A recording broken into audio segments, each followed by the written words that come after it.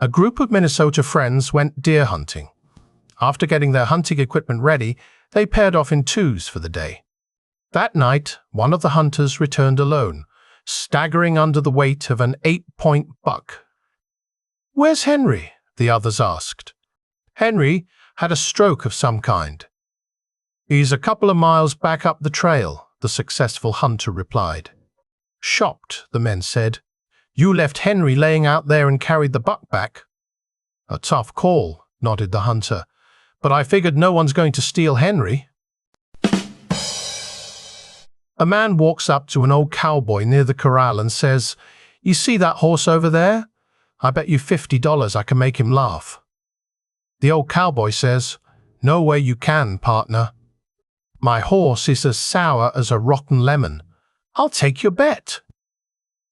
So the man walks over to the horse and whispers in its ear. The horse snickers, then proceeds to laugh uncontrollably. The cowboy is in stunned disbelief. The man walks back to the cowboy and says, "Double or nothing, I can make him cry." The old cowboy is relieved at a chance to get his money back. He says, "My horse is as tough as an elephant. You'll never make him cry. I'll take your bet."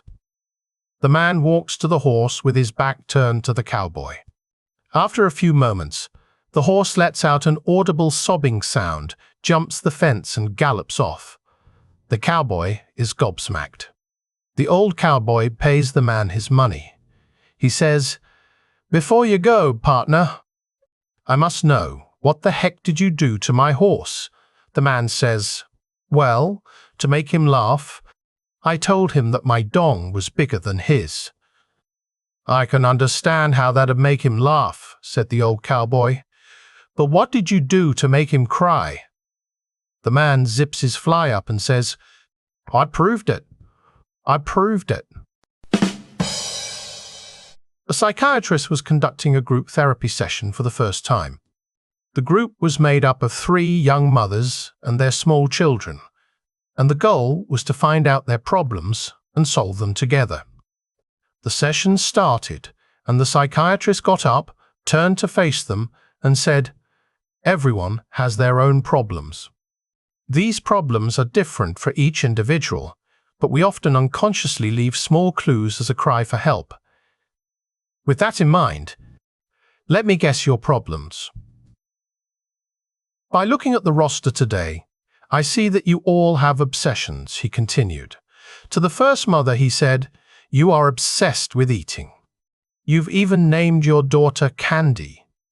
He turned to the second mom, "Your obsession is money.